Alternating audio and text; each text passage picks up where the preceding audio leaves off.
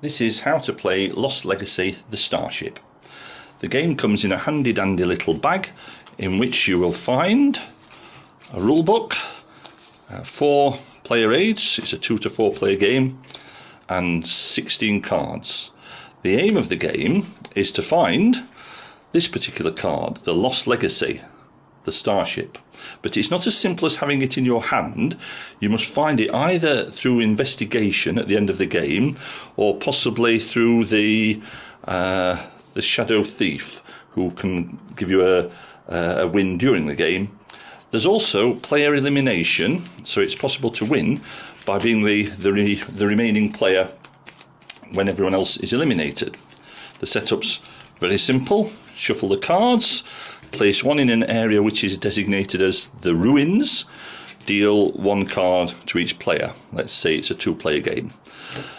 On their turn, this player gets to start. They have a hand of 1. They draw a second card. They look at them and decide which to play. They play the card by putting it face up in their own personal discard pile, doing what it says on the card. Then it's the next player's turn. When the draw deck has run out, we'll find that there are 1 or maybe more cards in the ruins. There'll be all the remaining cards in various people's discard piles, and the players then take it in turns to try and reveal the spaceship. The order they take is based on the number in the top left-hand corner of the card that they're holding. This would go much later because 8 goes last. Starts with 1, 2, 3, 4, 5, etc. To preserve the secrecy of what you have in your hand, someone has to call out, anyone got a 1, anyone got a 2, anyone got a 3, and so on. Some of them you can tell that nobody has them because the 2 is there and there's only 1 2.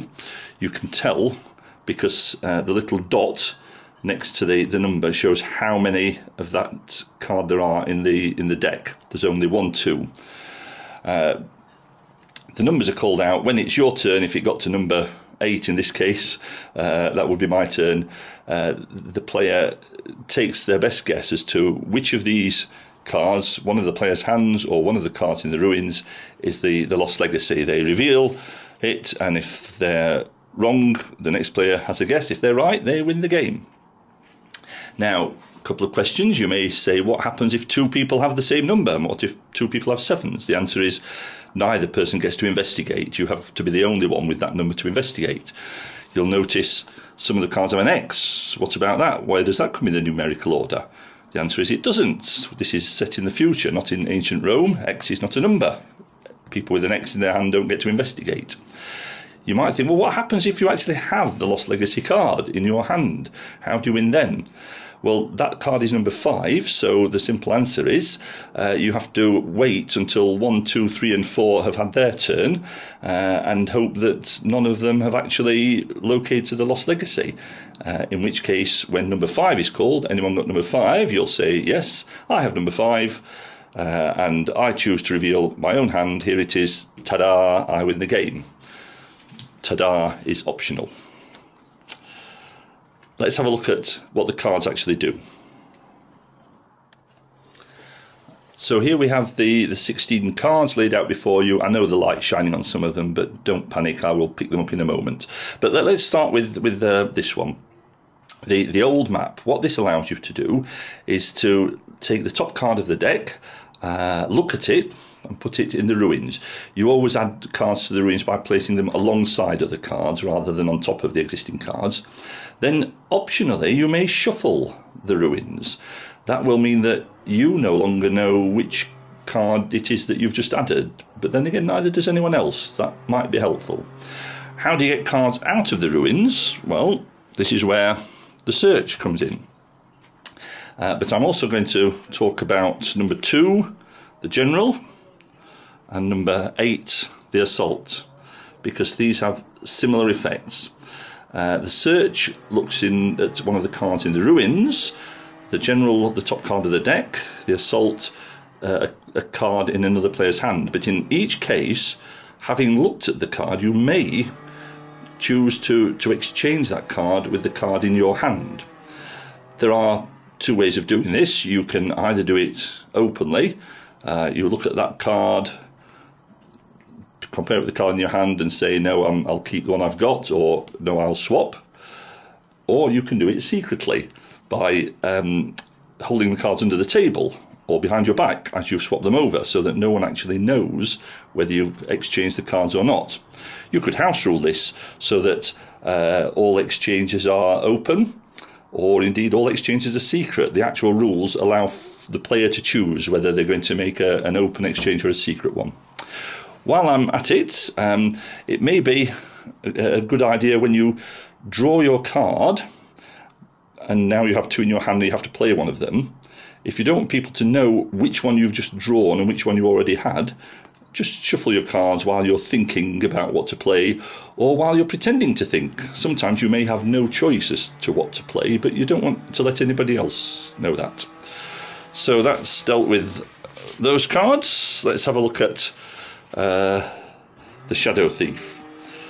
That allows you to look at another player's hand or a card in the ruins, but you don't get to exchange it. This time, if you find the Lost Legacy, you immediately win the game. So that's a sudden and dramatic win if you can pull it off.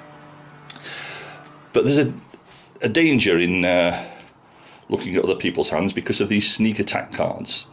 This card will do nothing if you actually play it from your hand. It'll do nothing in the last investigation phase. You can't investigate with it. But if you're holding this when another player looks at your hand, then that player has to give you their card, and you give them this sneak attack card in return, and they're eliminated. And when you're eliminated, you simply discard your remaining card and do nothing else for the rest of the game. So sneak attacks are one of the ways in which you can be eliminated. The swordsman is a safe way to look at another player's hand, because if you come across a sneak attack with a swordsman, then that effect doesn't happen. Instead, that player is eliminated, the swordsman remains safe. Number 1, the Sister of Fate. This is another card which does nothing if you play it from your hand, but it does give you first choice in the investigation phase because it's number 1. However, it's a dangerous card to have in your hand, because if another player looks at your hand and you have this, you are eliminated.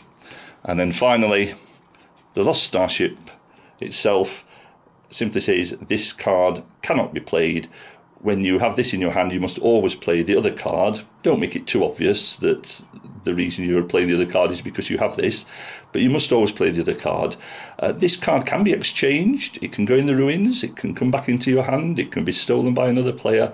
It simply can't be played. So it will end up as one of the face-down cards in the ruins or in a player's hand at the end of the game. And that is how you play Lost Legacy, the Starship.